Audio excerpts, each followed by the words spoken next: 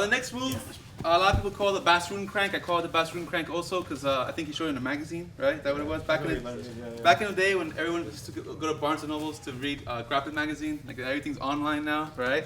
But he showed this move in there, and it's a pretty good one. Okay, so when I first saw this move, I thought it was a garbage move. I thought it was like a circus move because you guys see how it looks like. It looks like one of those old school Japanese pro wrestling moves, right?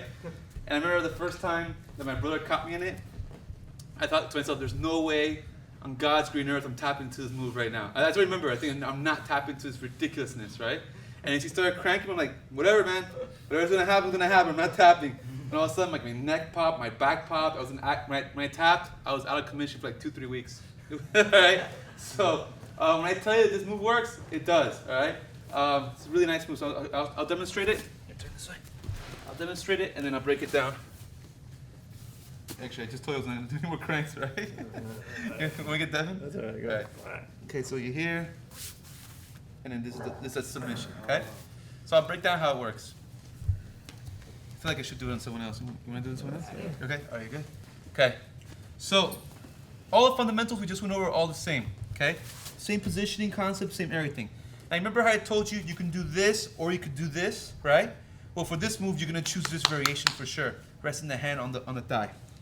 Now, when I go for this, I'm going to lean back and I'm going to try to keep this arm for as long as I can. Now, before I do even attempt this move, what does he have to be like right now for me to go for this? Flat his back, okay? I'm going to show you guys a couple of moves that can be done when they're on their side. But this move and most of the moves you're going to do from the sit-up position, they're flat on their back, okay? Meaning that if he's on his side, I got to pull him, put him down, then go. So now I'm going to try to keep this arm as long as I can, and then I'm going to circle this leg out here so I can reach through and grab my own thigh. Now, why do you think I want to keep the arm as long as possible? To minimize the risk of him tucking his elbow in and escaping. In other words, I don't want to do this. Exactly. Okay, you see how he started to counter? Okay? There's some jiu-jitsu guys that won't turn to their side from there. They'll stay in their back. But if you go against like a collegiate level wrestler, you know, and you let go of this to go like that, he's tucking in and bailing out right away. Okay? So you want to minimize the exposure time of him escaping by, as you cranking this way, now I come through and I'm here. Okay? From here it's a done deal. Okay? From here, you can this one you can feel free to put a little bit of weight back because again you want to keep him flat on his back. And then you can go thigh master here and bring your knees together. Okay? Most people are not going to even get close to that. As you start cranking, they're going to tap. If he was flexible, you can get into here. It would be a nightmare for him if you got your knees together. And I think if you look on the internet somewhere, you'll see someone that's in that position. That got to be awful. Okay, even if you're flexible. I can't imagine it's a good time. All right? Anyone see one more time? One more time. So I'm here, crowding up, hand comes to the thigh, roll back. I make sure to get this leg out, come through underneath the other leg, cup. Then bring the thighs together, okay? And get your tap.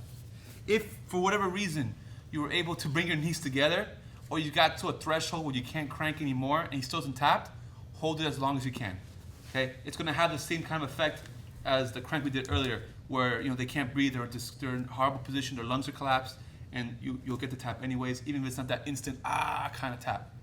Make sense? Yes, sir. Now, saying? Now, when you're here with the crank, you want to make sure that your hand placement is as close to your knees as possible. Okay, so I mean that when I'm here, I don't want to hook like my quad here and then hook. Oh, yeah. I don't want to hook here. I want to be up high. Good detail. All right, because you remember you're using this like a lever, right? So you want to pretend like your leg is a door. You're going to get the most leverage at the handle, not at the hinge. All right, so because that's where I've seen. If I'm like this, you see, he could take it. Right? When I'm here, and I'm not putting full weight on them either. So you want to make sure that your hands are as close to your knees on the inside so that I can boom, scoop in there. Any questions? No, sir. All right, Bas Rutten crank. Do it on 3. 1, 2, 3.